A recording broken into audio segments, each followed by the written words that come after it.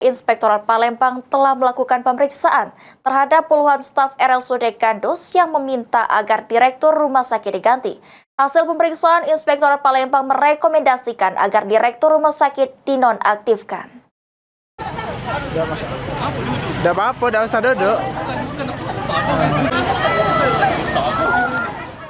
Terkait puluhan staf Rumah Sakit Umum Gandus Palembang yang menandatangani petisi menolak kepemimpinan Direktur Rumah Sakit yang dipicu oleh keterlambatan pencairan jasa pelayanan bagi para pegawai rumah sakit, baik yang bekerja menangani pasien umum maupun BPJS yang tertunda sejak tahun 2019 hingga 2024.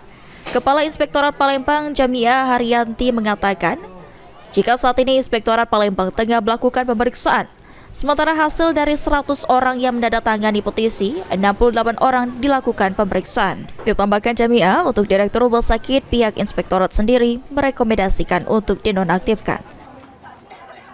Dari 100 yang membuat tanda tangan petisi, 68 dan melakukan pemeriksaan.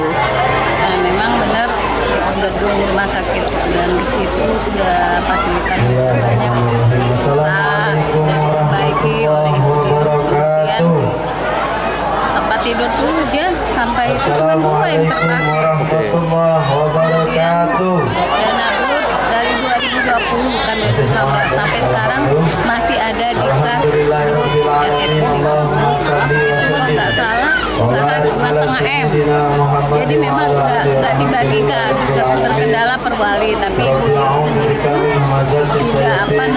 tidak berusaha untuk mempercepat per wali itu, sehingga kan bisa digunakan kemudian dilakukan proses pengunduran menteri. Tapi kami rekomendasi kami ya untuk segera dinonaktifkan. Berarti rekomendasi kita dari Bu. Lutfi Pal TV.